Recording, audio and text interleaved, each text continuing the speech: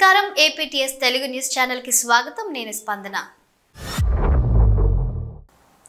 అనకాపల్లి జిల్లా చోడవరంలో సీఎం చంద్రబాబుపై ఫైర్ అయ్యారు మాజీ డిప్యూటీ సీఎం బూడి ముత్యాల నాయుడు. చోడవరం శాసనసభ్యులు శ్రీ కరణం ధర్మాజీ సీఎం చంద్రబాబు ఎలక్షన్ ప్రచారానికి ముందు ప్రజలకు చెప్పిన హామీలన్నీ చేయకుండా జనాలను మోసం చేస్తున్నాడంటూ మండిపడ్డారు. అసెంబ్లీ బడ్జెట్ సమావేశంలో ప్రజలకు ఉపయోగపడని బడ్జెట్ ఇస్తున్నారని, చంద్రబాబు చెప్పిన సూపర్ 6 పథకాలన్నీ అబద్ధాలేనని ఆరోపించారు. అవి సూపర్ 6 కాదు, ప్రజలకు శిక్షలన్నారు. అనేక విషయాలు మీరు నోటీస్కి తీసుకురావడం జరిగింది.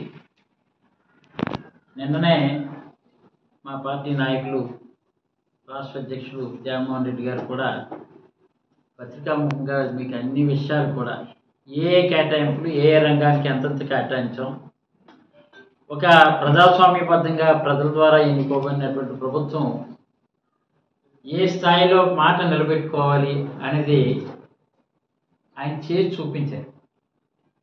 ఈరోజు 6 మాసాల వరకు మేము నోరు విప్పలేదు.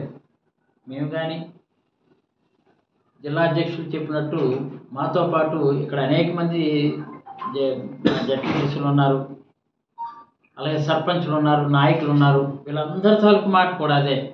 సీనియర్ నాయకులు ఉన్నారు, వాళ్ళందరి తాలూకు మాట ఉద్దేశం కూడా అదే.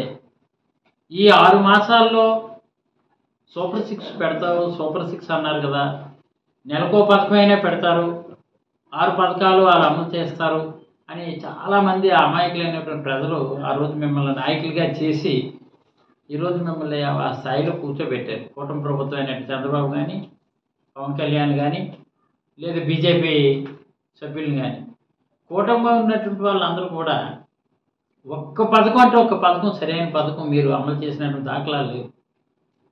ఆ రోజు మేము ఇచ్చినటువంటి 3000 పెన్షన్ని కాస్త 1000 రూపాయల పెన్షన్ పెంచారు. అది మీరు వచ్చినా మేము వచ్చినా సరే ఇవ్వక తప్పదు, మాట ఇచ్చాం కదా. కానీ సూపర్ 6లో పెట్టినటువంటి ఇందాక నాయకుడు చెప్పారు, సిలిండర్స్ విషయంలో అవ్వచ్చు, లేదంటే 18 సంవత్సరాలు దాటినటువంటి వాళ్ళ నుంచి 59 సంవత్సరాల వరకు 1500 రూపాయలు ఇస్తానని అవ్వచ్చు, లేదా ఫ్రీ బస్ అవ్వచ్చు, అనేక పథకాలు 6 పథకాలు అన్నారు. ఒక్క పథకమైనా సరే మీరు అమలు చేసినటువంటి దాఖలాలు ఉన్నాయా? అది మీడియా ముఖంగా మేము ప్రశ్నిస్తున్నాం.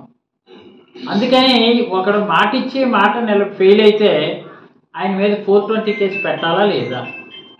420 గాడు కానీ 840 గాడిని కానీ మనం అనుకోవాలనుకుంటే ఎవరిని అనుకుంటామో ఎవరు ప్రత్యేకం చెప్పక్కర్లేదు. ఈరోజు ప్రజలకి ఇచ్చినటువంటి మాట నిలబెట్టుకోకుండా మోసం చేసినటువంటి మోసకారిపై కేసు పెట్టాలి. ఆ మోసకారు ఎవరు? అధికారంలో ఉన్నటువంటి ఈ కూటమి నాయకులు. మరి 420 కేసు మీ మీద ఎందుకు పెట్టకూడదు? అదే నన్ను మా నాయకుడు జగన్మోహన్ రెడ్డి గారు కూడా ప్రశ్నించారు.